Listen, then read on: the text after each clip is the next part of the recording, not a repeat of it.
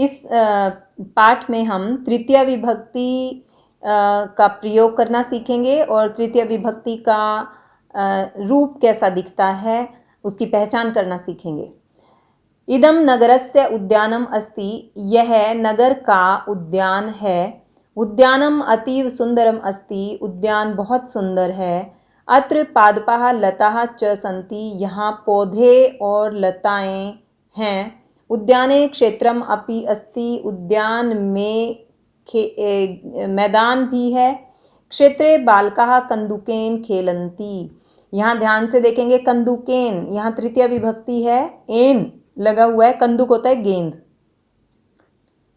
मैदान में, क्षेत्र कहते हैं मैदान को, मैदान में बालक गेंद से खेलते हैं। बालिकाः तु क्रीडनकै अपि क्रीडन्ति, बालिकाएं तो खिलौनों से भी खेलती हैं। क्रीडनकै यहाँ तृतीय बहुवचन है, खिलौनों से, फिर तृतीय विभक्ति, और तृतीय विभक्ति में जो चिन्ह होता है वो से होता है। मालाकारः पादपान् जलेन सिंचति, माली पौधों को जल से, जलेन, यहाँ भी तृतीय विभक्ति एन, एक वचन जो रूप होगा उसमें एन लगेगा, यहाँ कंदुकेन था, तो जलेन सिंचति, माली पौधों को जल से सींचता है। जलेन पादपाः विकसन्ति, जल से पौधे खिलते हैं, बढ़ते हैं। इयं लता पुष्पै पूर्णा अस्ति, यह लता फूलों से भरी हुई है। पुष्पै, फिर तृतीय बहुवचन, तो पुष्पै क्रीडनकै, यहाँ तृतीय बहुवचन रूप है। इमौ वृक्षौ, ये दोनों वृक्ष भी, पत्रै पुष्पै पूर्णौ स्तः, पत्तों और फूलों से भरे हुए हैं। अयं वृक्षः शुष्कः अस्ति, यह वृक्ष सूखा हुआ है। जलेन विना वृक्षः शुष्यति, जल के बिना वृक्ष सूख जाता है।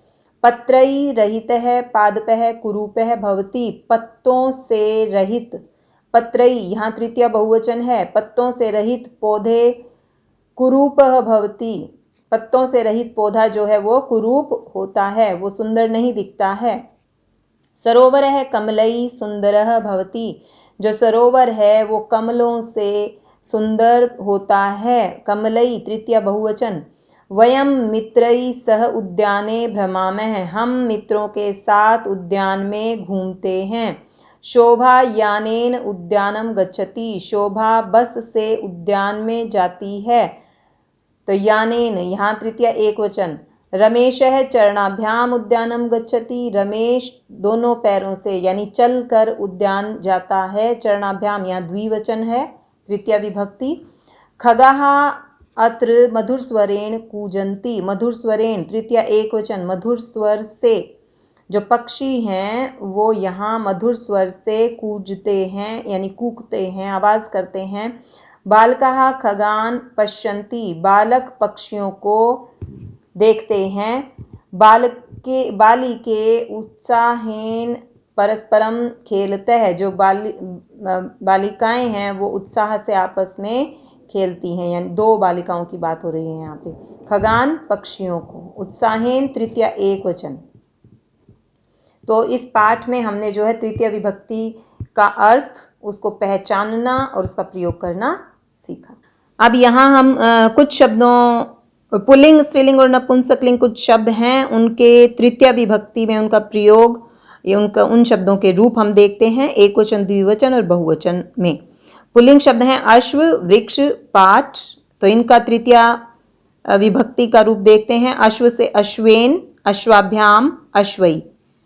तृतीय विभक्ति में जो साइन होता है, वो चिन्ह होता है वो से, एक अश्व से, दो अश्वों से, बहुत सारे अश्वों से। वृक्षेण, वृक्षाभ्याम, वृक्षई, एक वृक्ष से, दो वृक्षों से, बहुत सारे वृक्षों से। पाठेन, पाठाभ्याम, पाठई, एक पाठ से, दो पाठों से, बहुत सारे पाठों से या के द्वारा। स्त्रीलिंग शब्द हैं बालिका, माला, लता। आ आकारांत है, आ अंत है इनका, तो इनके तृतीय विभक्ति में रूप कैसे होंगे? बालिकया, बालिकाभ्याम, बालिका भी। मालया, मालाभ्याम, माला भी। लतया, लताभ्याम, लता भी। मीनिंग वैसे ही रहेगा, बालिका से या बालिका के द्वारा, दो बालिकाओं से या दो बालिकाओं के द्वारा, बहुत सारी बालिकाओं से या बहुत सारी बालिकाओं के द्वारा। लेकिन इनके रूप में भिन्नता होगी। जब इस स्त्रीलिंग शब्द को तृतीय विभक्ति में लिखेंगे तो क्या चेंज होगा, और जब पुल्लिंग शब्द को हमने तृतीय विभक्ति में लिखा है तो क्या चेंज है। पुल्लिंग का तृतीय विभक्ति रूप आप देख रहे हैं एन, आभ्याम, आई।